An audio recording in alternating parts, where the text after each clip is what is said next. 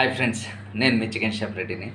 Friends, మనము ఏదైనా chicken షాప్కి వెళ్తాం కదా, క్వాలిటీ ఎంత ముఖ్యమో మీకు చూపిస్తాను. క్వాలిటీని బట్టే ఆ రేటు ఉంటుంది. మీకు క్వాలిటీగా అమ్మేవాడు ఒక 20 రూపాయలు ఎక్కువైనా సరే తీసుకోండి. మీకు హోల్సేల్ ఇచ్చి క్వాలిటీ లేకపోతే లాభం ఏంటో చెప్పండి. మనకి ఎందుకంటే తినే ఫుడ్ కదా, మీరు జాగ్రత్త పడాల్సిందే. మీకు కోళ్ళు చూపిస్తాను 3. ఇది ఫస్ట్ క్వాలిటీ. ఇదండి ఫ్యాట్ ఇట్లాంటివన్నీ ఏముండదు. చూడండి, ఇది ఫస్ట్ క్వాలిటీ. ఇదండి రెండోది. ఇది ఏంటంటే ఇదొక క్వాలిటీ. ఇదండి లైట్గా ఫ్యాట్ అటు ఇటు ఇట్లా జీవుడు ఉంటుంది. ఇది రెండో క్వాలిటీ. మూడోది ఇదండి